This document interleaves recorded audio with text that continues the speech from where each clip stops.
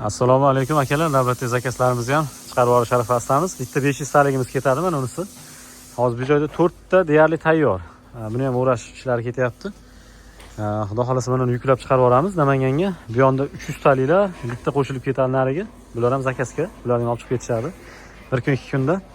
Xo'p, 4 ta 500 bular ham zakazga. Keyin u nari yoqda yana bitta bor. Ispaniyadan chiqdi. Ichkarida yana bitta bor, u ham bityapti. Bular ham xudo xolasa hammasi birinma-ketin chiqib ketyapti. Bunkerlari ham 150-200 kilo oralig'ida oladi. Bunker ham kattagina bo'lgan. 500 taliklar mana shular. Oxirgisini deyarli tayyorlanyapti hozirgi 4 tani.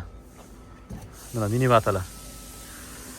Mana shunday mini bata qoplab chiqilinadi. Qalin issiq sovuqda o'tkazilmasligi uchun utiplit. Bemalol Navestaga ham qo'pyaverasizlar, Navestaga ham turaveradi. Faqat tepasi berk bo'lsa bo'ldi. To'g'ridan to'g'ri suv tushmasa bo'ldi. 500 taliklarimiz mana tortqilari. Ancha-muncha tortqa ham qo'yilgan. Buni 4 ta teplamnik, 2 qator 14 ta turba, stenkasi qalinidan, keyin yana tepasida qo'shimcha mana eshigi ham bor. Bu tarafdan olov keladi-da, tushib yana tepaga chiqadi. Sistemasi shunaqa. Shaxtnikat yo'llarda bo'lardi shunaqa sistema.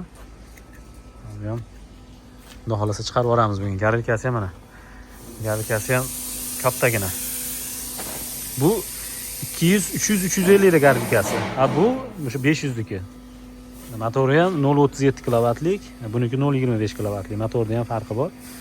Reduktor motorlar shunaqa holatda. Ikkitadan reduktori ham baquvvat. Bu o'sha tozalaydigan, o'zini kurakchalari tozalaydiganlari. Hozir chiqarib yuboramiz, xudo xolasa.